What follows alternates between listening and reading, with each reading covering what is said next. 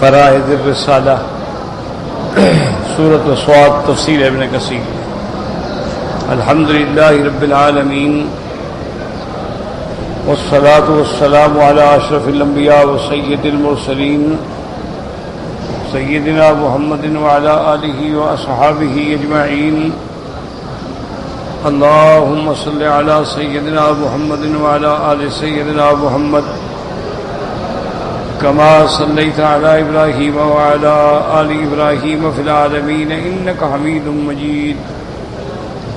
أعوذ بالله من الشيطان الرجيم، بسم الله الرحمن الرحيم۔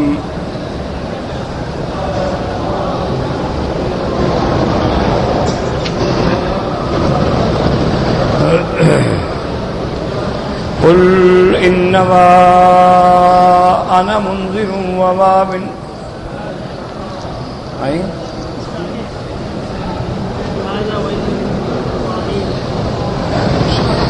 هذا وإن للطاغين لشر مآب جهنم يصلونها فبئس المهاد هذا فليذوقوه حميم وغساق وآخر من شكله أزواج هذا فوج مقتحم معكم لا مرحبا بهم إنهم صالوا النار قالوا بل أنتم لا مرحبا بكم أنتم قدمتموه لنا فبئس القرار قالوا ربنا من قدم لنا هذا فزده عذابا ضعفا في النار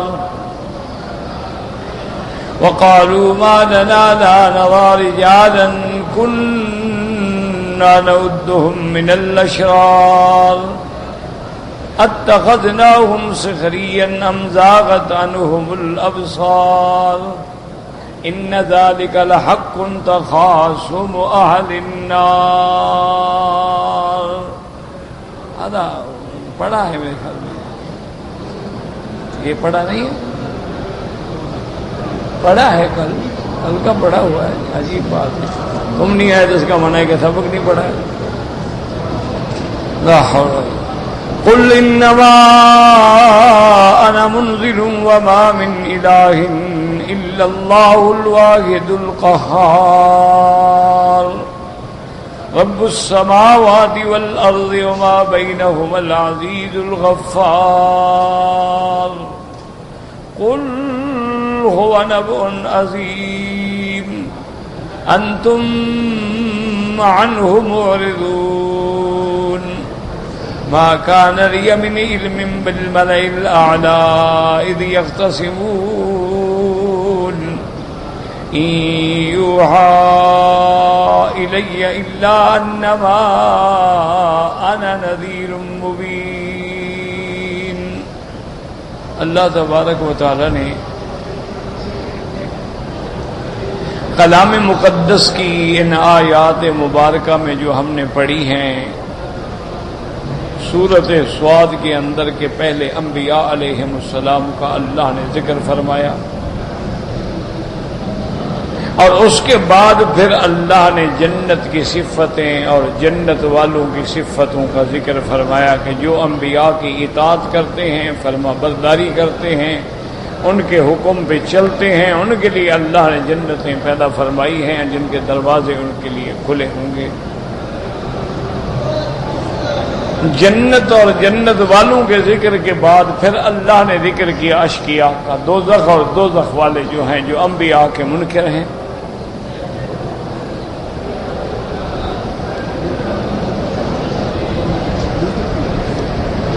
اللہ کے نافرمان ہیں، طاغین ہیں، حد سے گزرنے والے ہیں، ان کا ٹھکانہ جہنم، اور جہنم میں پھر انہیں انواع کے عذاب ملیں گے، انہیں پینے کے لیے گرم پانی ہوگا یا پیپ ہوگی، اور اسی قسم کی اور بھی کئی بلائیں ہوں۔ اس کے بعد پھر اللہ نے ذکر کیا تھا کہ جب جہنم میں جہنمی جائیں گے تو ان کے آپس میں بھی جھگڑے ہوں گے، کیونکہ ایک جہنم میں وہ لوگ ہوں گے جو مطبوعین ہیں، ایک وہ ہیں جو تابع ہیں۔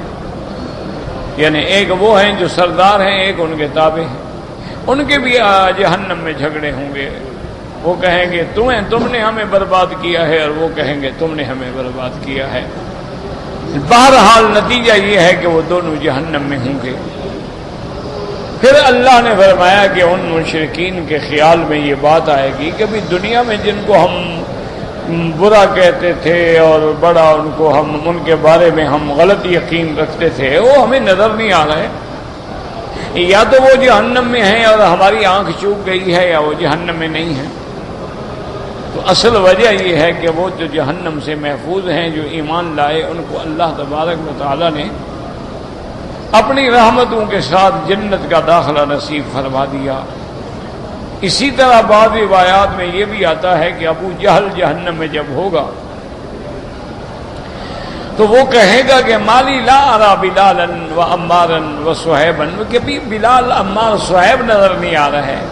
تو ان کو بتایا جائے گا کہ وہ جنت میں ہیں اور تم جہنم میں ہو، اور پھر وہ مکالمہ ہوگا کہ وَنَادَى أَصْحَابُ الْجَنَّةِ أَصْحَابَ النَّارِ، کہ اللہ حکم دیں گے جنت والوں کو کہ اب تم ان کے ساتھ براہ راست بات کرو۔ تو جنت والے ان سے کہیں گے کہ ان قد وجدنا ما وعدنا ربنا حقا فهل وجدتم ما وعد ربكم حقا، کہ ہمارے ساتھ جو اللہ نے وعدہ کیا جنت کا ہمیں تو مل گئی، تمہارے ساتھ جو جہنم کا وعدہ تھا تمہیں مل گئی کہ نہیں ملے گی؟ فأذن مؤذن بینہم، ان کے درمیان میں اطلاع دینے والا اطلاع دے گا، بولنے والا بولے گا، اعلان والا اعلان کرے گا کہ لعنت اللہ علی الظالمین، دفع کریں ان کو، ان پہ اللہ کی لعنت ہے، جو اپنی جانوں پہ ظلم کرنے والے، شرک کرنے والے، حد سے گزرنے والے۔ اب آخر میں اللہ بیان فرماتے ہیں کہ میرے مدنی آپ ان کو بتا دیں کہ جنت جہنم یہ سارے فیصلے اللہ کے ہاتھ میں ہیں۔ مجھے تو اللہ نے ڈرانے والا بنا کے بھیجا ہے۔ قل انما انا منذر، آپ ان کو بتلا دیں کہ میں تو صرف ڈرانے والا ہوں کہ جو کفر کرے گا اس کے لیے سزا ہے، جہنم ہے۔ میرے ذمہ تو صرف یہی ہے کہ ایمان لانے والوں کو خوشخبری دوں اور کفار کو ڈراؤں اللہ کے عذاب سے۔ وما من الہ الا اللہ الواحد القہار، اور نہیں ہے کوئی حاکم مگر اللہ، جو وحدہ لا شریک ہے، جو زبردست ہے، زور والا ہے، قہار ہے۔ یہ تو سب اس کے ذمہ ہے، میری ذمہ داری تو صرف یہ ہے کہ میں ڈرا دوں۔ اور اس رب کی صفت یہ رب السماوات والارض وما بینہما العزیز الغفار، جو مالک ہے آسمانوں اور زمینوں کا اور جو ان کے درمیان میں چیزیں ہیں، آسمانوں اور زمین کے درمیان میں جتنی مخلوق ہے ان کا مالک بھی اللہ ہے، متصرف بھی اللہ ہے، ان کے جلانے والا، ان کے مارنے والا، ان کو زندگی دینے والا، رزق دینے والا، نفع نقصان دینے والا اللہ ہے۔ اللہ عزیز جو غالب ہے، جو قدرت والا ہے، الغفار، اور جو بندے اس کی طرف رجوع کریں، توبہ کریں، وہ بہت بڑا بخشنے والا ہے۔ قل هو نبأ عظیم، اللہ نے فرمایا میرا مدنی آپ ان کو بتائیں کہ یہ قرآن جو اللہ نے مجھ پہ بھیجا ہے یہ بڑی عظیم الشان خبر ہے۔ عظیم الشان خبر دینے والا، یاد رکھو نبا کا معنی بھی خبر ہوتا ہے، اور وہ خبر جو بڑی اہمیت والی خبر ہو۔ عام خبر کو خبر کہتے ہیں، لیکن جو اہمیت والی خبر ہو، ذالک من انباء الغیب، اللہ فرماتے ہیں یہ غیب کی بڑی اہم خبریں ہیں جو ہم آپ کو وحی کے ذریعے دیتے ہیں۔ جیسے قرآن کہتے ہیں اَمَّ يَتَسَاءَلُونَ عَنِ النَّبَإِ الْعَظِيمِ، یہ سوال کرتے ہیں اس بات سے جو بڑی خبر ہے، یعنی قیامت کے بارے میں۔ اللہ نے فرمایا ان کو کہہ دیں قل هو نبأ عظیم، یہ اللہ کا قرآن جو ہے بہت عظیم خبر ہے۔ اور بعض علماء نے فرمایا کہ رسالت جو ہے اللہ کا نبی بنا کے بھیجنا، رسول بنا کے بھیجنا، یہ بڑی عظیم خبر ہے۔ انتم عنہ معرضون، تم قرآن سے بھی غافل ہو، اللہ کے نبی سے بھی غافل ہو، منہ پھیرنے والے ہو۔ ما کان لی من علم بالملئ الاعلی اذ یختصمون، اللہ کے نبی نے فرمایا کہ ظالمو غور کرو، مجھے کیا پتا ہو سکتا تھا کہ ملا اعلیٰ میں ملائکہ کے بارے میں کیا باتیں ہیں، آدم کے بارے میں کیا باتیں ہیں۔ اللہ نے آدم کے بارے میں سجدے کا حکم دیا، ملا اعلیٰ کی باتوں کا مجھے کیا پتا ہو سکتا ہے اگر میں نبی نہ ہوتا۔ میں خبریں دے رہا ہوں تو مانا کہ یہ خبر اللہ کی وحی سے ہے، اور اللہ کی وحی جو ہے وہ اللہ کے پیغمبروں پہ آتی ہے۔ ما کان لی من علم بالملئ الاعلی اذ یختصمون، یعنی یختصمون کا معنی ہوتا ہے جھگڑا کرنا، ویسے اس کا معنی بات کرنا بھی ہوتا ہے، سوال کرنا بھی ہوتا ہے۔ ان یوحی الی الا انما انا نذیر مبین، مگر یہ وحی ہے جو اللہ نے میری طرف وحی کی ہے، ہاں میں مگر ڈرانے والا، کھلا ڈرانے والا۔ لیکن یاد رکھو نذیر کا معنی وہ ڈرانے والا جس کے دل میں ہمدردی بھی ہوتی ہے، شفقت بھی ہوتی ہے۔ ڈرانے والا تو دشمن بھی ڈرانے والا ہوتا ہے، سانپ بھی ڈرانے والا ہوتا ہے، لیکن پیغمبر کے ڈرانے کا معنی یہ ہے پیغمبر چاہتے ہیں کہ امت جہنم سے بچ جائے، ان کو اللہ جہنم کی آگ سے نجات عطا فرمائے۔ تو جس کے اندر ہمدردی ہوگی وہ انذار ہوتا ہے، اس لیے اللہ نے ہر امت میں پیغمبر بھیجی۔ وَإِن مِّنْ أُمَّةٍ إِلَّا خَلَا فِيهَا نَذِيرٌ۔ اب مفسر فرماتے ہیں یقول تعالی آمن رسولہ صلی اللہ علیہ وسلم یقول للکفار باللہ المشرکین بی المکذبین لرسولہ انما انا منذر لست کما تزعمون۔ اللہ پاک خبر دیتے ہیں، اللہ حکم دیتے ہیں اپنے رسول حضرت محمد مصطفیٰ صلی اللہ علیہ وسلم کو کہ آپ کافروں کو بتائیں، مشرکوں کو بتائیں، تکذیب کرنے والوں کو بتائیں کہ بدبختو میں تو ڈرانے والا ہوں، وہ نہیں جو تم خیال کرتے ہو نعوذ باللہ کہ میں شاعر ہوں یا ساحر ہوں یا مجنون ہوں یا کاہن ہوں، نانا انما انا منذر وما من الہ الا اللہ الواحد القہار۔ اے ہوا وحدہ قد کان کل شیء وغلبہ، اور حاکم اسی کی ذات ہے جو ہر چیز پہ غالب ہے، جو زور والا ہے، ہر چیز اس کے تابع ہے۔ رب السماوات والارض وما بینہما، اے ہوا مالک و جمیع ذار و صرف بھی، وہ ہر چیز کا مالک، آسمانوں اور زمینوں کا مالک ہے۔ آسمانوں اور زمینوں کے درمیان میں ملائکہ ہیں، انسان ہیں، جن ہیں، تمام مخلوق کا مالک اللہ تعالی ہے، اور اسی کی ذات متصرف ہے، اسی کی ذات ان کے اندر اپنا حکم نافذ فرماتی ہے۔ العزیز الغفار، وہ بڑا غالب ہے، زور والا ہے، لیکن قدرت کے ساتھ، عزت کے ساتھ، غلبے کے ساتھ بخشنے والا بھی ہے اگر کوئی رجوع کرے۔ اے غفار عظمت ہی و عزت ہی، وہ بخشنے والا ہے، حالانکہ اس کے بعد عزت بھی ہے، غلبہ بھی ہے، طاقت بھی ہے۔ قل هو نبأ عظیم، اے خبر عظیم و شان بلیغ و ارسال اللہ تعالی الیکم، آپ ان کو بتا دیں کہ یہ بہت بڑی خبر ہے، یہ بڑی عظیم الشان بات ہے کہ اللہ نے تم میں سے تمہاری طرف پیغمبر بھیجا، رسول بھیجا تم کو ڈرانے کے لیے۔ انتم عنہ معرضون، اے غافلون، لیکن تم قرآن سے بھی غافل ہو، اللہ کے پیغمبر سے بھی غافل ہو، منہ پھیرنے والے ہو۔ قال مجاہد شریح القاضی وسدی فی قولی عز وجل قل هو نبأ عظیم یعنی القرآن۔ حضرت مجاہد، حضرت شریح القاضی، حضرت سدی فرماتی ہیں کہ نبأ عظیم، بہت بڑی خبر، اس سے مراد کیا ہے؟ اللہ کا قرآن ہے۔ وقوله تبارک و تعالی ما كان لي من علم بالملئ الاعلى اذ يختصمون اي لولا الوحي من اين كنت ادري باختلاف الملئ الاعلى في شان آدم علیہ السلام۔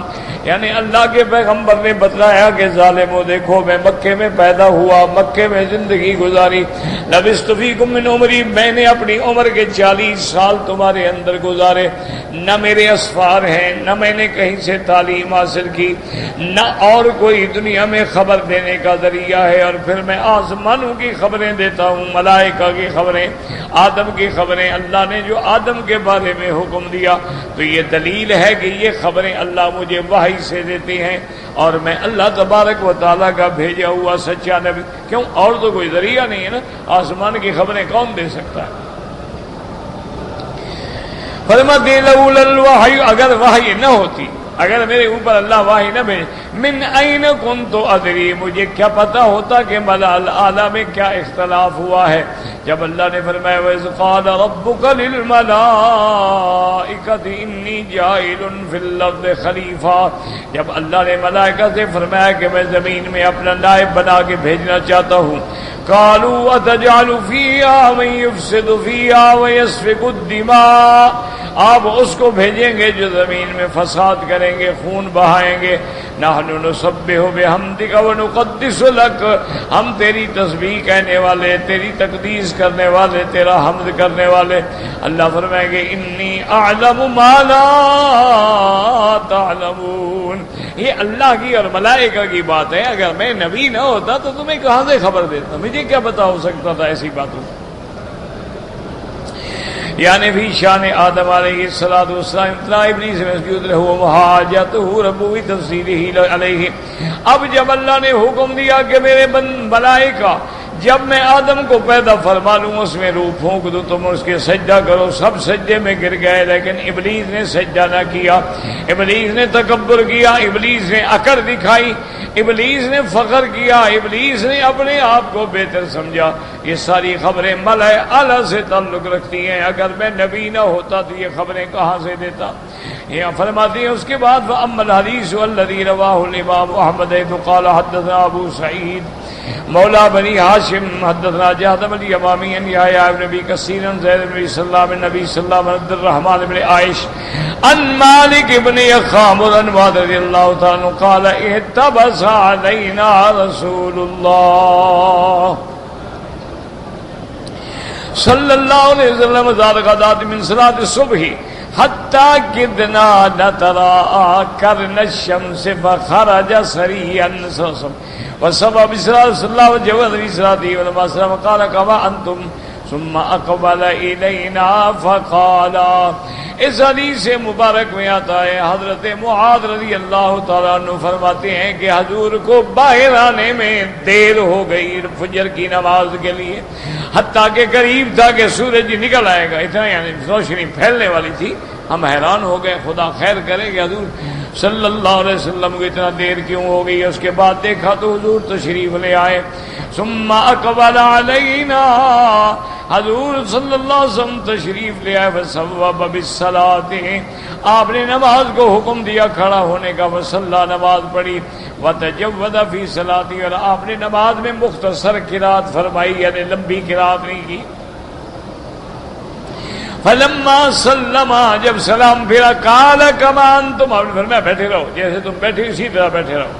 ثم اقبل الینا، پھر ہماری طرف متوجہ ہوئے، فقال انی قمت من الليل فصليت ما قدر لي وقمت فنعست في صلاتي حتى استيقظت اذا انا بربي عز وجل في احسن سورة فقال يا محمد صلی اللہ علیہ وسلم اتدری فيما يقتسم الملأ الأعلى قلت لا أدري يا رب اعادها ثلاثا. حضور نے فرمایا کہ انی قمت من اللیل، رات میں تہجد کے لیے نماز پڑھتا رہا جتنا اللہ نے چاہا، پھر مجھے نیند آئی. فناست فی صلاتی، مجھے نیند کی حالت میں اونگ نے لے لیا. حتی استيقظت، پھر اس کے بعد میں بیدار ہوا.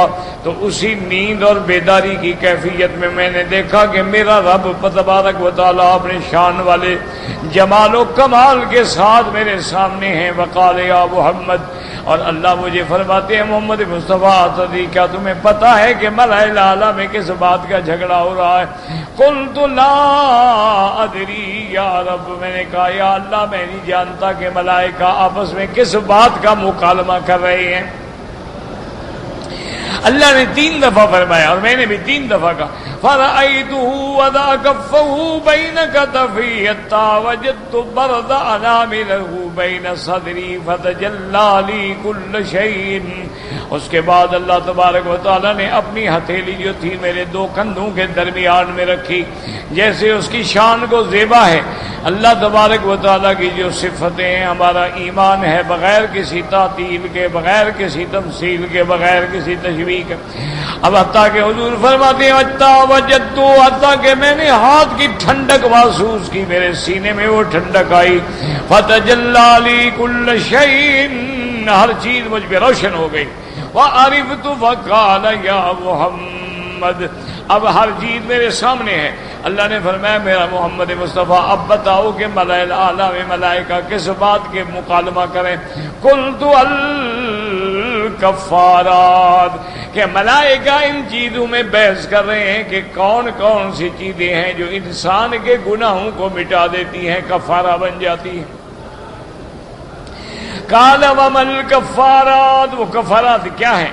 قلت نقل الاقدام الى الجماعات، کہ جماعت کے حاضر ہونے کے لیے جب بندہ اپنے گھر سے چلتا ہے اس کے ہر قدم پہ نیکی ملتی ہے اور اس کے گناہ جو ہیں وہ گر جاتے ہیں.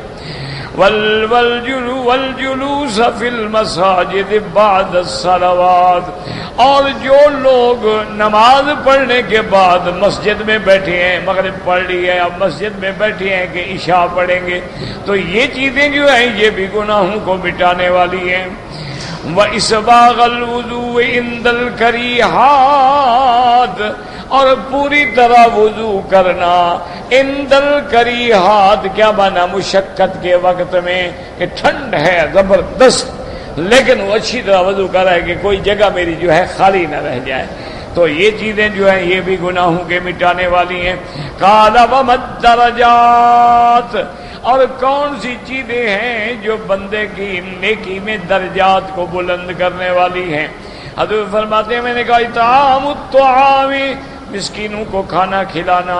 ولین الکلام، دوسروں کے ساتھ محبت سے بات کرنا.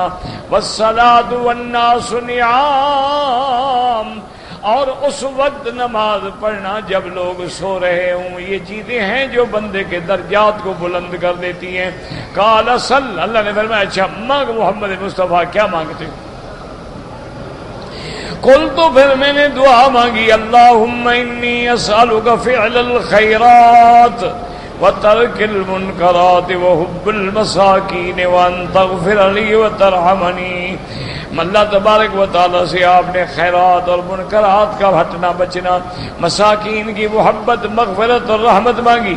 وَإِذَا أَرَدْتَ فِتْنَةً بِقَوْمٍ فَتَوَفَّنِي غَيْرَ مَفْتُونٍ، اور یا اللہ جب آپ کسی قوم پہ آزمائش ڈالنا چاہیں، فتنہ ڈالنا چاہیں تو مجھے اس فتنے سے محفوظ فرما لیں. وَأَسْأَلُكَ حُبَّكَ وَحُبَّ مَن يُحِبُّكَ، اور میں آپ کی محبت مانگتا ہوں اور آپ سے محبت کرنے والوں کی محبت مانگتا ہوں. وَحُبَّ عَمَلٍ يُقَرِّبُنِي إِلَىٰ حُبِّكَ، اور وہ عمل کی محبت مانگتا ہوں جو مجھے تیرے قریب کرنے والی ہو. وقال إنها حق فادرسوها وتعلموها، حضور پاک نے فرمایا کہ یہ حق ہے جو میں نے بتلایا ہے، اس کو پڑھو بھی اور یاد بھی رکھو اور سیکھو بھی اور سکھاؤ بھی. وهو حدیث من عامل مشهور جعله يقظة فقد غلط وهو في السنن من طرق. اور بعض علماء فرماتے ہیں کہ حضور نے یہ جاگتے میں دیکھا نہیں، اصل بات یہ ہے نیند میں دیکھا. تو حدیث المنام جو ہے یہی مشہور ہے. وهذا الحديث بعينه قد رواه الترمذي من حديث جهز بن عبد الله اليمامي به وقال الحسن صحيح ولا صاحب المذكور في القرآن فإن هذا قد فسر وما الاقسام الذي في القرآن قد فسر بعد هذا وقوله تبارك وتعالى. اور قرآن میں جو جھگڑے کا ذکر ہے وہ الگ ہے. وہ تھا حضرت آدم کی پیدائش، پھر آدم کا سجدہ، ابلیس کا انکار، وہ جھگڑا الگ ہے. یہ مکالمہ ہے کفارات میں کہ کون سی چیزیں ہیں جو بندے کے گناہوں کو بٹا دیتی ہیں اور کون سے عمل ہیں جو درجات کو بلند کر دیتے ہیں. تو حضور صلی اللہ علیہ وسلم کو بتلا دیا گیا کہ جب بندہ نماز کے لیے آتا ہے تو جتنے قدم اٹھاتا ہے اللہ اس کے گناہ معاف کر دیتے ہیں. اسی طرح جب آدمی وضو کرتا ہے یا مسجد میں نماز کے بعد انتظار میں بیٹھتے، یہ چیزیں گناہوں کو مٹانے والی. اور بندہ مسکینوں کو کھانا کھلاتا ہے اور ہر کسی سے محبت سے اور پیار سے بات کرتا ہے، اور رات کو جب لوگ سو جاتے ہیں وہ مصلی پہ کھڑے ہو کے عبادت کرتے ہیں. یہ چیزیں درجات کو بلند کرنے والی.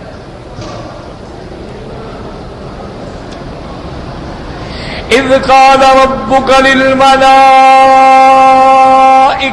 إني خالق بشرا من طين فإذا سويته ونفخت فيه من روحي فقعوا له ساجدين فسجد الملائكة كلهم أجمعون إلا إبليس استكبر وكان من الكافرين. قال يا إبليس ما منعك أن تسجد لما خلقت بيدي استكبرت أم كنت من العالين. قال أنا خير منه خلقتني من نار وخلقته من طين. قال فاخرج منها فإنك رجيم وإن عليك لعنتي إلى يوم الدين. قال رب فأنذرني إلى يوم يبعثون. قال فإنك من المنذرين إلى يوم الوقت المعلوم. قال فبعزتك لأغوينهم أجمعين إلا عبادك منهم المخلصين. قال فالحق والحق أقول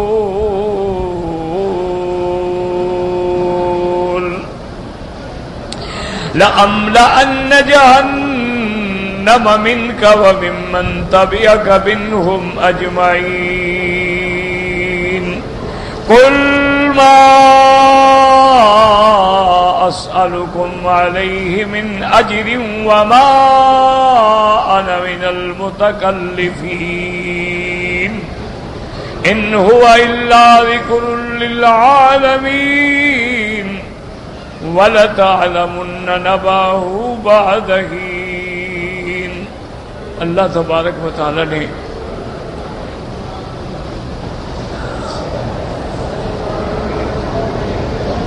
کلام مقدس کی ان آیات میں حضرت آدم علیہ السلام کی پیدائش کا ذکر فرمایا ہے. الحمدللہ یہ آیات جو ہیں آپ سورۃ البقرہ میں بھی پڑھ چکے ہیں. تھوڑا تھوڑا آیات میں فرق ہے اسلوب بیان. وہاں جو آیت ہے وہاں ذکر ہے کہ اذ قال ربک للملائکۃ انی جاعل فی الارض خلیفہ. وہاں ذکر ہے لفظ خلیفہ کا. اور یہاں ذکر ہے انی خالق بشرا من طین کہ میں ایک انسان بنانے والا ہوں مٹی سے. تو اللہ نے آدم کو خلیفہ بھی کہا ہے، بشر بھی کہا ہے، آدم بھی کہا ہے، انسان بھی کہا ہے. یاد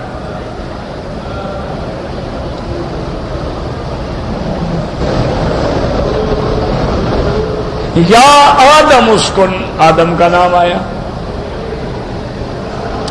سب سے پہلا انسان جو اللہ نے پیدا کیا وہ کون ہے؟ وہ آدم ہے. تو اچھی طرح سمجھ رہے ہیں کہ آدم انسان، بشر، خلیفہ ایک حضرت آدم کے نام ہے، اور یہ کوئی عیب نہیں ہے جیسے جاہل کہتے ہیں کہ نبی بشر نہیں ہوتے. یہ ایک بڑا فتنہ ہے نا کہ اللہ کا نبی نور ہے، بشر نہیں، بشر نہیں، بشر. انا للہ، تو بندہ کافر ہو جاتا. اگر لفظ بشر توہین ہوتا اللہ کبھی اپنے انبیاء کو بشر نہ کہتا. آدم کو بھی اللہ نے بشر کہا، اور اللہ نے اپنے نبی سے بھی فرمایا کہ آپ بھی اعلان کر دیں، وعدے کر دیں کہ قل انما انا بشر مثلکم، کہ میں بھی تمہاری طرح انسان ہوں. اسی طرح سارے قرآن میں دیکھیں اللہ فرماتے ہیں کہ ہم نے جتنے نبی بھیجے ہیں، رسول بھیجے ہیں، سب بشر ہیں، انسان ہیں، اولاد آدم میں ہیں، اور سارے مرد ہیں. ہم نے نہ تو کسی جن کو نبی بنایا، نہ فرشتے کو بنایا، نہ کسی عورت کو نبی بنایا. ایک بات یہ یاد ہے. دوسری بات یہ ہے کہ اللہ تبارک و تعالی نے آدم علیہ السلام کو پیدا فرمایا ہے تین، یہاں لفظ ہے تین، انی خالق بشرا من تین. تین معنی مٹی. اچھا، کسی جگہ لفظ ہے تراب کا، ان مثل عیسیٰ عند اللہ کمثل آدم خلقہ من تراب، وہاں لفظ تراب ہے، وہ بھی معنی مٹی. اچھا، کسی جگہ لفظ آتا ہے کہ اللہ نے آدم علیہ السلام کو بنایا صلصال، کہیں لفظ آتا ہے حمأ مسنون. یاد رکھیں تو یہ کوئی اختلاف نہیں ہے کہ پہلے مٹی ہوتی ہے، پھر پانی ڈالا گیا، گوندا گیا، پھر جناب وہ مٹی جو ہے اس میں یعنی ایک دوسرے کو تماسک آ گیا، پھر مٹی جم گئی، پھر خشک ہوئی، پھر پکائی گئی، پھر اس میں آواز پیدا ہو گئی. یہ سارے مٹی کی قسمیں ہیں، اس کے مراحل ہیں. پہلے مٹی تھی، پھر گارا بن گیا، گارا بن کے سوکھ گیا، پھر آگ میں پک گیا. یہ سارے اس کے، آپ نے دیکھا نہیں اینٹیں لوگ بناتے ہیں تو پہلے تو مٹی ہوتی ہے نا، مٹی میں پانی ڈالتے ہیں، بنانے کے بعد پھر اس کو سانچے میں ڈالتے ہیں، پھر اس کو سکھاتے ہیں، سکھانے کے بعد بھٹی میں آگ میں پکاتے ہیں. ہے تو وہی مٹی.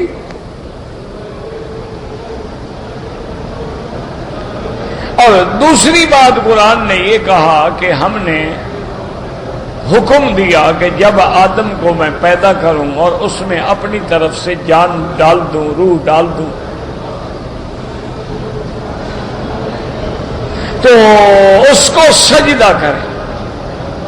لیکن یاد رکھو یہ معنی نہیں ہوتا ہے کہ جب آدم میں روح ڈالا جائے آدم اٹھ کے بیٹھے تم سارے سجدے میں گر جاؤ. یہ بات نہیں ہوتی. بات کو سمجھا کریں.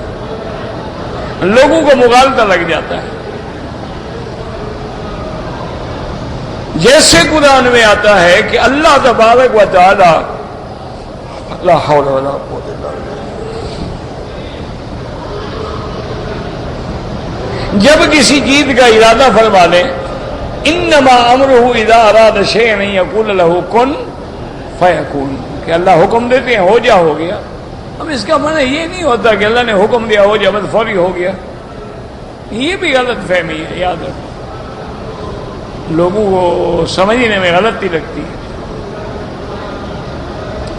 دو چیزیں ہیں، دو عالم ہیں، ایک عالم امر ہے، ایک عالم خلق ہے. یاد رکھو، عالم امر میں جب اللہ حکم دیں گے ہو جا تو فوراً ہو جاتا ہے.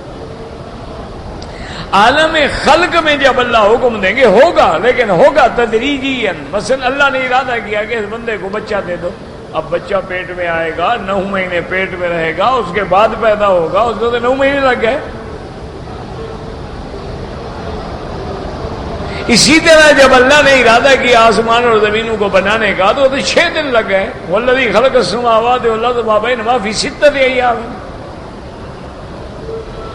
تو اس لیے یاد رکھیں ایک عالم امر ہے، ایک عالم خلق ہے۔ عالم امر میں تو بس کن فیکون، اور عالم خلق میں یکون ہوگا، لیکن ہوگا طریقے سے۔ اسی طرح جیسے قرآن یہ کہتا ہے فَنَفَخْتُ فِيهِ مِن رُّوحِي فَقَعُوا لَهُ سَاجِدِينَ، جب میں آدم میں جان ڈال دوں تم سجدے میں گر جانا۔ اس سے بظاہر یہی معلوم ہوتا ہے کہ جو آدم پیدا ہوں گے تو سجدے میں گر جاؤ، حالانکہ یہ بات نہیں ہے، سجدہ تو بہت بعد میں ہوا ہے۔ اللہ نے آدم علیہ السلام کو پیدا کر دیا، آدم پیدا ہو گئے۔ پھر اللہ نے حکم دیا اور آدم علیہ السلام کو سکھلایا، وَعَلَّمَ آدَمَ الْأَسْمَاءَ كُلَّهَا، ہر چیز کے اللہ نے نام بتلا دیے۔ یہ اینک ہے، یہ کتاب ہے، یہ پیالی ہے، یہ رومال ہے، یہ گھڑی ہے، یہ آسمان ہے، یہ زمین ہے، یہ کنواں ہے، یہ کھیتی ہے، یہ گندم ہے، یہ جو ہے، ہر چیز کے نام، یعنی جن چیزوں کی آدم کو احتیاج تھی سب نام بتلا دی۔ یہ آسمان ہے، یہ زمین ہے، یہ ملأ اعلیٰ ہے، یہ سدرۃ المنتہا ہے، یہ جنت ہے، یہ جہنم ہے، یہ فرشتے ہیں، سب بتلا دیا۔ اب اللہ نے ملائکہ کو بلایا، امتحان لیا کہ بتلاؤ ان چیزوں کا کیا نام ہے۔ انہوں نے کہا اللہ میاں ہمیں تو پتہ نہیں، ہمیں تو وہی پتہ ہے جو آپ ہمیں علم دیتے ہیں، جو آپ چیز ہمیں نہ بتائیں ہمیں کیا پتہ ہے۔ آپ نے ہمیں علم دیا ہمیں پتہ لگا، نہیں دیا ہمیں کوئی پتہ نہیں۔ لا علم لنا الا ما علمتنا۔ اب اللہ حکم دیں گے آدم کو، انبئہم باسمائہم، بتلاؤ کیا نام ہے۔ فلما انباہم باسمائہم، اب جب آدم ان سب چیزوں کے نام بتلا دیں گے، اب اللہ فرمائیں گے ملائکہ بتلاؤ، میں نے نہیں کہا تھا کہ میں جانتا ہوں تم نہیں جانتے ہو کہ اس آدم خاکی کو اللہ نے کیا کیا نعمتیں دی ہیں، تمہیں پتہ ہی نہیں۔ تو جب تمہیں ناموں کا ہی پتہ نہیں ہے تو کام کیا کرو گے؟ اسی لیے علماء نے ایک عجیب بات لکھی ہے، اللہ ہمیں پڑھنے کی، پڑھانے کی، سمجھنے کی توفیق دے، کہ خلیفہ جب کسی کو ملک کا بنایا جائے، یعنی اس کو خلیفہ کہیں، بادشاہ کہیں، پریزیڈنٹ کہیں، اس کو چیف ایگزیکٹو کہیں، جو کچھ کہیں، یہ تو نام کی تبدیلی ہے نا، بات تو ایک ہے۔ تو سب سے پہلی ضرورت اس کے لیے کیا ہے؟ علم۔ اگر علم نہ ہو تو وہ خلافت کا حقدار نہیں۔ کہ اللہ نے جب آدم کو زمین میں اپنا نائب بنایا، خلیفہ بنایا، سب سے پہلی چیز کیا کہ علم آدم الاسماء، پہلے علم دیا، تعلیم دی۔ یہی وجہ ہے نا کہ آج لوگ عہدے پہ آ جاتے ہیں، علم نہیں ہوتا۔ وہ کہتے ہیں نا کہ ایک آدمی بادشاہ بن گیا مصر کا،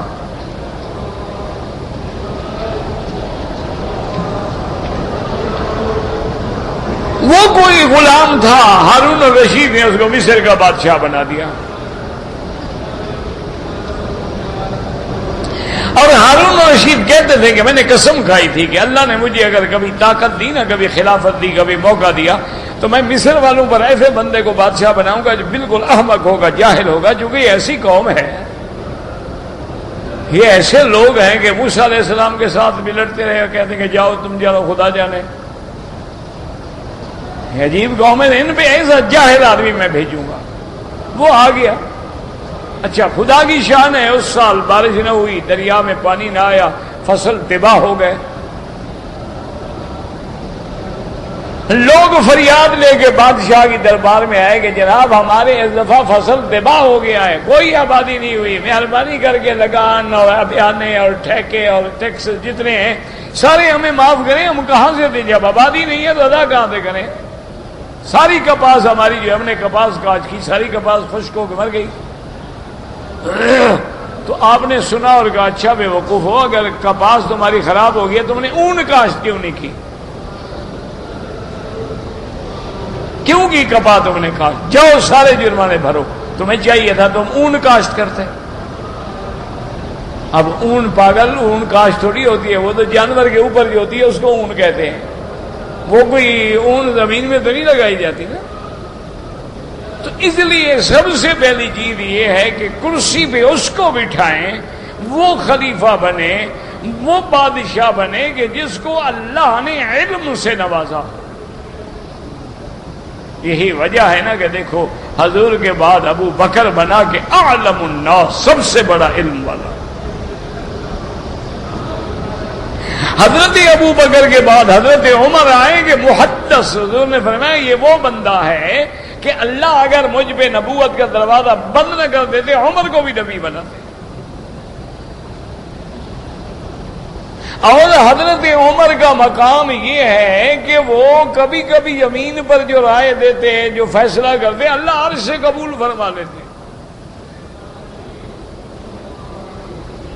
حضرت عمر کے بعد کون آئے؟ حضرت عثمان، جس نے اللہ کے قرآن کو جمع کیا، جامع القرآن. اس کے بعد کون آئے؟ حضرت علی آئے، جو علم کا پہاڑ ہے، جو علم کا شہر ہے. پھر حضرت حسن آئے، پھر حضرت معاویہ آئے رضوان اللہ علیہم اجمعین. وہ کاتب الوحی ہیں، اللہ کے نبی کا کاتب ہے اور قرآن لکھنے والا ہے. اور جس کو اللہ کے نبی نے دعا دی کہ اللہم اہدہ ہو، اللہ اس کو ہدایت والا بنا، وہدِ بہ، اور اس کے ذریعے لوگوں کو بھی ہدایت عطا فرما. اور یہ سب سے بڑا اعزاز حضرت معاویہ کو ہے کہ سب سے پہلے بحری بیڑا بنانے والا اور بحری بیڑے کے ذریعے فوجوں کو منتقل کر کے جنگ لڑنے والا حضرت امیر معاویہ. اسی سے آج پوری دنیا نے سبق حاصل کیا کہ سلطنت یا بادشاہت یا کنٹرول وہی کرے گا جس کا سمندروں پہ کنٹرول ہوگا،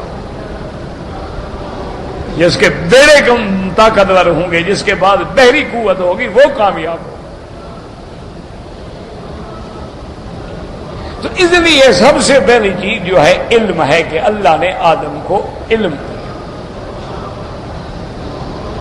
تیسری چیز یہ ہے کہ قرآن کی ان آیات میں آتا ہے کہ اللہ نے حکم دیا کہ اس آیت میں واضح موجود ہے کہ قال یا ابلیس ما منعک ان تسجد لما خلقت بیدی. اللہ نے فرمایا ابلیس تمہیں کس چیز نے روکا ہے کہ جس کو میں نے اپنے دونوں ہاتھوں سے بنایا ہے. یہاں بھی اللہ کے ہاتھوں کا ذکر ہے. اور یاد رکھو جہاں جہاں اللہ کی صفتوں کا ذکر ہے بس بحث نہ کرو، ایمان لے آؤ. اللہ کے ہاتھ ہیں بس آمنا. اب بات کرو کیسے ہیں نا، پھر کافر ہو جائے گا بندہ.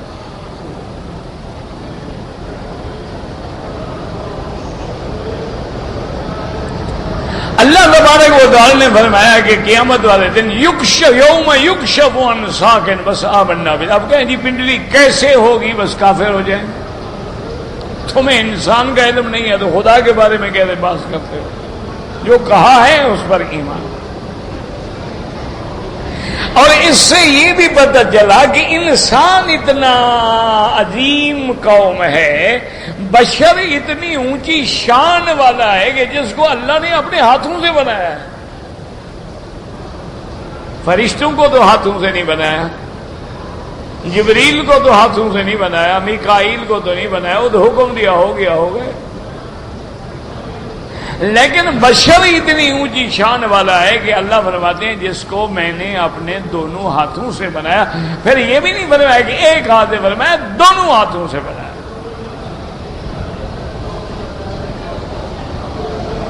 اس اس آیت میں یہ بھی معلوم ہو گیا، کیونکہ تمام قرآن کو جب آپ پڑھیں گے نا تو حکم آتا ہے ملائکہ کو، وَإِذْ قُلْنَا لِلْمَلَائِكَةِ اسْجُدُوا لِآدَمَ فَسَجَدُوا إِلَّا إِبْلِيسَ۔ اللہ نے ملائکہ کو حکم دیا کہ آدم کو سجدہ کرو، تو عام شبہ یہ جاتا ہے کہ یہ حکم تو ملائکہ کو تھا، ابلیس تو فرشتہ ہے نہیں، وہ تو جنوں میں سے ہے، اس کو تو حکم نہیں، پھر اس پہ کیوں عذاب آیا؟ یہاں واضح ہو گیا کہ جو حکم اللہ نے ملائکہ کو دیا تھا وہی حکم ابلیس کو بھی دیا گیا تھا۔ اسی لیے ایک جگہ آتا ہے قال یا ابلیس ما منعک ان تسجد لما امرتک، کہ جس کا میں نے تمہیں حکم دیا باقاعدہ، تو مانا یہ ہے کہ اللہ نے ملائکہ کو بھی حکم دیا اور اللہ نے ابلیس کو بھی حکم دیا، اور ابلیس بھی اس وقت جو ہے یعنی جنوں کا باپ ہے، لیکن عبادت کے ساتھ اتنی ترقی کر گیا تھا کہ فرشتوں کے ساتھ رہتا تھا۔ اس لیے یہ نہ دیکھا کریں کہ فلاں آدمی جناب عبادت میں ایسا ہے اور ریاضت میں ایسا ہے، اور جناب میں اللہ جانے، دعا کرو کہ خاتمہ خیر پہ ہو، اگر خاتمہ خیر پہ نہ ہو تو نباتیں تو گئی۔ دیکھیں نا ابلیس کا خاتمہ کیا ہوا، ملعون بن گیا، تو ساری عبادت، ساری ریاضت، ساری محنت تو ختم ہو گئی۔ اس لیے کوئی ظاہری گمان نہ کیا کریں۔ اس لیے حضرت عبداللہ ابن مسعود رحمۃ رضی اللہ عنہ فرماتے ہیں وَإِنَّ اسْتَنَّ مِنْكُمْ فَلْيَسْتَنَّ بِمَنْ قَدْ مَاتَ، فرماتے تھے اگر تم نے کسی کے نقش قدم پہ چلنا ہے پھر ان کے نقش قدم پہ چلو جو فوت ہو گئے، اولئک اصحاب محمد، یعنی محمد مصطفیٰ کے صحابہ، کہ جن کا خاتمہ ایمان پہ ہو گیا، اللہ ان سے راضی ہو گیا، وہ اللہ سے راضی ہو گئے، اب ان کی اقتداء کریں۔ تو اس لیے یہ بھی ثابت ہو گیا کہ اللہ نے ابلیس کو بھی باقاعدہ حکم دیا تھا۔ اب جب سجدے کا وقت آیا سارے ملائکہ نے سجدہ کیا، صرف ابلیس ملعون نے سجدہ نہیں کیا۔ اب اللہ نے فرمایا کہ تم نے جو سجدہ نہیں کیا استکبرت ہے، کہ تم نے بڑائی کی، ام انت من العالین، کیا تم کوئی اس سے بڑی چیز ہو، بڑے مرتبے والے ہو کہ تم آدم کو سجدہ تم نے نہیں کیا؟ اس نے کہا اللہ میاں یہ دوسری بات ٹھیک ہے، میں اب بڑے مرتبے والا ہوں۔ قال انا خیر منہ، میں آدم سے بہتر ہوں، خلقتنی من نار، مجھے آپ نے آگ سے پیدا کیا، آدم کو آپ نے مٹی سے پیدا کیا، اور آگ جو ہے یہ تو علامت حیات ہے، کہ جب تک بندے کا وجود گرم ہوتا ہے نا مانا ہے زندہ ہے، اگر پاؤں ٹھنڈے ہو گئے، ہاتھ ٹھنڈے ہو گئے، یار بات ختم ہو گیا بندہ، بس دیکھا نہیں، ہاتھ ٹھنڈے ہو گئے، پاؤں ٹھنڈے ہو گئے، آپ وہ حرارت غریزی ختم ہوتی جا رہی ہے نا۔ اچھا انجن ہیں، ہوائی جہاز ہیں، بحری جہاز ہیں، ٹرینیں ہیں، گاڑیاں ہیں، کاریں ہیں، سب آگ ہے نا، آگ نہ جلے اندر تو کیسے دوڑے؟ یہ میزائل ہیں، یہ راکٹ ہیں، یہ بم ہیں، بارود ہیں، کیا بلا ہے؟ اس لیے اس نے کہا اللہ میاں میں آگ ہوں اور میں روشن کرنے والا، میں اوپر کی طرف اٹھنے والا، مٹی تو نیچے پڑی ہوئی ہے، میں مٹی کو سجدہ کیوں کروں؟ تو عقل میں آ گیا اور اس نے اپنے عقل کو استعمال کیا، حکم خداوندی کو چھوڑ دیا۔ یاد رکھو اللہ کے حکم کے مقابلے پہ قیاس کرنا جو ہے وہ شیطان کا کام ہے۔ یہ کہتے ہیں نا کیا شیطان نے کیا، شیطان نے کیا لیکن اللہ کے حکم کے مقابلے پر۔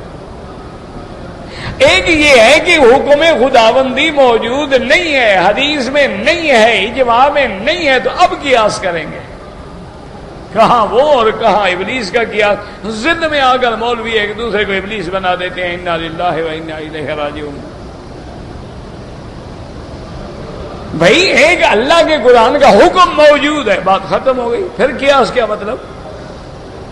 حدیث پاک میں حکم موجود ہے، پھر اجتہاد کی کیا ضرورت ہے؟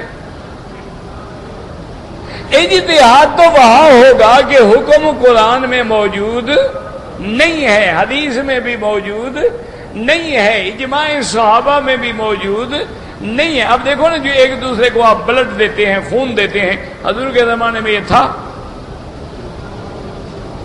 آج جو لوگ کر لیا، آنکھوں کا کر لیا، دوسرے کا لے کے دوسرے بندے کو ڈال دیتے ہیں. حضور کے زمانے میں یہ تھا؟ آج ایک بندے کا گردہ نکال کے دوسرے بندے کو ڈال دیتے ہیں. حتیٰ کہ بعض جو ہیں وہ تو جانوروں کے، بندروں کے اور ریچھوں کے گردے نکال کے انسان کو ڈال دیتے ہیں. یہ تو جب تھا نہیں تو اب کیا کرو گے؟ مجبور ہیں کہ اجتہاد کریں یا قیاس کریں، کیونکہ نہ قرآن میں ہے، نہ حدیث میں ہے، نہ حضور کے زمانے میں ہوا، نہ اجماع صحابہ، نہ صحابہ کے زمانے میں کبھی یہ مسئلہ پیش آیا. اچھا، اب ایک انسان مر رہا ہے، وہ کہتا ہے جی میں جب مرنے کے لیے میری موت کا وقت آ جائے نا، مر جاؤں تو میری آنکھیں دے دینا، میرے گردے بھی نکال لینا، میرا جگر بھی نکال لینا، میرا دل بھی نکال لینا، میرے پھیپھڑے بھی نکال لینا، اور یہ لوگوں کو دے دینا، میں تو مر گیا، لوگ تو فائدہ اٹھائیں. تو کیا یہ جائز ہے؟ کون سی حدیث پڑھیں گے آپ؟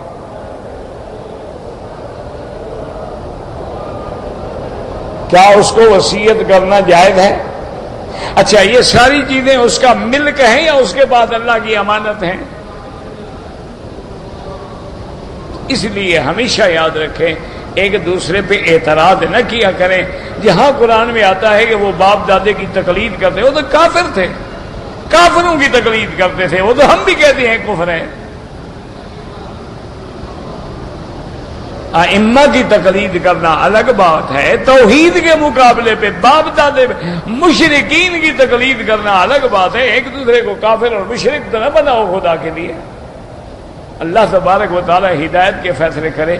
تو یہ مسائل جو ہیں ان آیات میں ہیں، اللہ ہمیں سمجھنے کی توفیق دے. نابالغ بچے کے پیچھے فرض نماز جائز نہیں ہے. علماء نے لکھا ہے کہ اگر نفل نماز پڑھاتا ہے، چونکہ بعض بچے قرآن یاد کرتے ہیں، نفل میں کھڑے ہو کے سناتے ہیں، کہتے ہیں وہ تو جائز ہے، لیکن فرض نماز نہیں، نماز نہیں ہوگی جناب.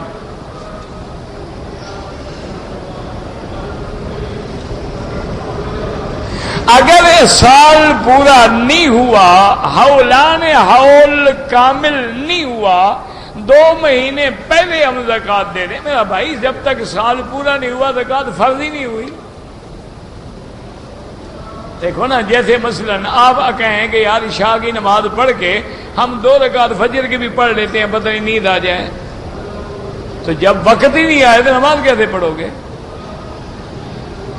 تو جب سال گزرا ہی نہیں ہے تو آپ پر تو زکوٰۃ فرض ہی نہیں ہوئی، کس بات کی زکوٰۃ دے رہے ہیں؟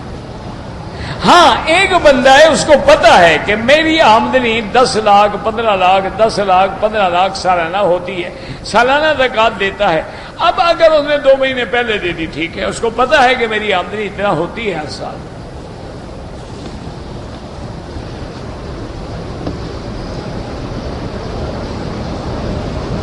میں مکہ میں رہتا ہوں، میں نے بنگلہ دیش جانا ہے، تو راستے میں جو نمازیں پڑھوں گا، آپ مسافر ہیں، قصر کریں گے. سیدھی سی بات ہے، بنگلہ دیش جاؤ یا کہیں جاؤ، یا بنگلہ دیش والا مکہ ہے، یہ تھوڑا ہے کہ مکے والوں کے لیے کوئی نیا حکم بدل جائے گا. مسافر ہے، قصر پڑے گا، مقیم ہے، پوری پڑے گا.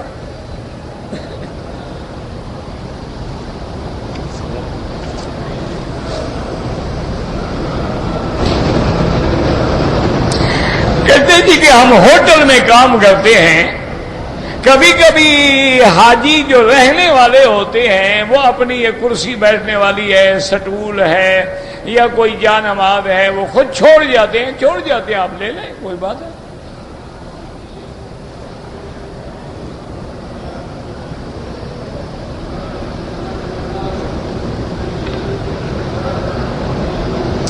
کہتے جی کہ جو لوگ حضرت داتا کو پکارتے ہیں، داتا کہنا ہی ناجائز ہے، داتا اللہ کی ذات ہے. حضرت کا نام حضرت علی ہجویری رحمت اللہ علیہ ہے، تو لوگوں نے داتا بنا دیا. حضرت کا نام تو داتا نہیں ہے، حضرت کا نام ہے حضرت علی ہجویری رحمت اللہ علیہ. ان کو پکارنا یا حضرت علی کو پکارنا یا غوث اعظم کو پکارنا سب شرک. غوث اعظم بھی اللہ کی ذات ہے. جو آدمی بھائی عبد القادر جیلانی کو غوث اعظم کہتا تو کافر ہو جاتا ہے. غوث اعظم تو اللہ ہے کہ یا غیاث المستغیثین اللہم انزل علینا الغیث اغثنا اغثنا لا تجعلنا من القانطین. یہ تو اللہ کی صفتیں ہیں. اس کو اگر بندوں پہ لاگو کرے گا تو سیدھا کافر ہو جاتا ہے. چھوٹا موٹا گناہ ہی نہیں، کافر ہو جاتا ہے. کہ جب اللہ کے سوا کسی غیر کو پکارو گے تو کافر ہو جاؤ گے. اور جو لوگ ان کو پکارتے ہیں اور ان کی منتیں مانتے ہیں ان کے پیچھے نماز ہوتی ہے. کافر کے پیچھے بھی نماز ہوتی ہے بلا؟ یعنی آج کوئی آدمی کافر کے پیچھے نماز پڑھے ہو جائے گی؟ نہیں ہو. یہ بھی کافر ہے، نہیں ہوتی نماز.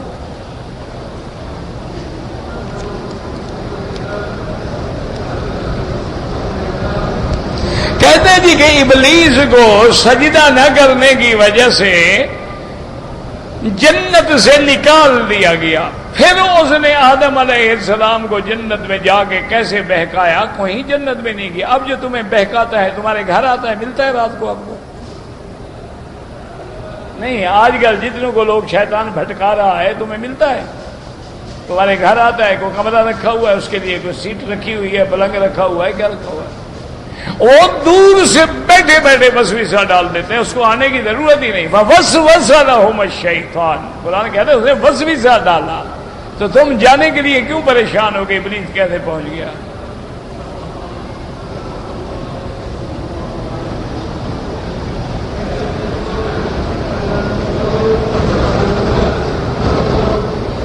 اگر کوئی آدمی مر جائے تو یہ جو تیسرے دن، میرا بھائی یاد رکھو، یہ جو تیسرے دن کل خانی، پھر چہلم ہے، یہ 7 جمعراتیں ہیں، یہ تیجا ہے، 10واں ہے، یہ 27واں ہے، یہ جعفر کے کونڈے ہیں، سب حرام ہیں. کھانا بھی حرام، کھلانا بھی حرام.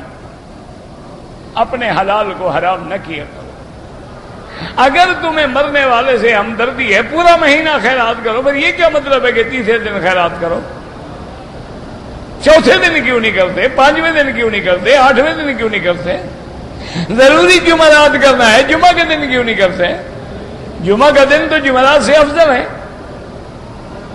اصل بات کیا ہے کہ وہ جو اہل بدعت نے بنا دیے ہیں نا کہ جی تیسرے دن کل شریف، پھر 7 جمعرات شریف، پھر ایک دفعہ 40واں شریف، اتنے میں انشاءاللہ محلے کا اور شریف بھی مر جائے گا. مولوی کی روٹی تو چلتی رہے گی نا. پتہ یاد رکھو، یہ کھانا بھی حرام ہے، کھلانا بھی حرام ہے. تم نے خیرات کرنی ہے سارا مہینہ خیرات کرو. تم نے خیرات کرنی ہے اپنے والد کے نام پہ مسجد بنا دو، مدرسہ بنا دو، کمرے بنا دو، کنواں لگوا دو. جن گھروں میں پانی نہیں نل لگوا دو. جن غریب بچیوں کی شادی نہیں ہوتی خرچہ دے دو. بالکل، تو کوئی منع نہیں، خیرات تو منع نہیں ہے. یہ تو دکھلاوا ہے، رواج ہے، یہ تو بدعات ہیں. اس کا خیرات سے کوئی تعلق نہیں ہے. یعنی چاول بھی گئے، ثواب بھی نہ ملا. ربنا تقبل منا انك انت السميع العليم وتب علينا انك انت التواب الرحيم. اللهم اجعل لنا وللمسلمين من كل هم فرجا ومن كل ضيق مخرجا ومن كل بلاء عافيا. دل سے دعائیں کریں. آپ حرم میں ہیں، مکے میں ہیں، مدینے میں ہیں، تہجد میں جب موقع ملے دل سے دعا کریں کہ اللہ عالم اسلام پہ رحم فرما دے، اللہ بلاد اسلامیہ کی حفاظت فرما. یا اللہ آج ہر ملک میں تیرے نام لیوا عذاب میں ہے، عذاب رفع فرما. یا اللہ عذاب رفع فرما. یا اللہ ہمارے گناہ معاف فرما دے. یا اللہ مسلمانوں کی جان مال آبرو عزت کی حفاظت فرما. یا اللہ بلاد الاسلامیہ کی حفاظت فرما. حرمین الشریفین کو قیامت تک ہر فتنے سے محفوظ فرما. یا اللہ پاکستان کی حفاظت فرما. یا اللہ مسلمان کشمیر میں ہیں، فلسطین میں ہیں، مسلمان بنگلہ دیش میں ہیں، برما میں ہیں، اراکان میں ہیں، ہندوستان میں ہیں، افغان میں ہیں، شیشان میں ہیں، پاکستان میں ہیں، عرب میں ہیں، عجب میں ہیں، ان کی جان مال آبرو عزت کی حفاظت فرما. اللهم فرج هم المهمومين، نفس كرب المكروبين، وقض الدين عن المدينين، واشفنا واشف مرضانا ومرضى المسلمين. صلى الله تعالى على خير خلقه سيدنا محمد وعلى آله وصحبه.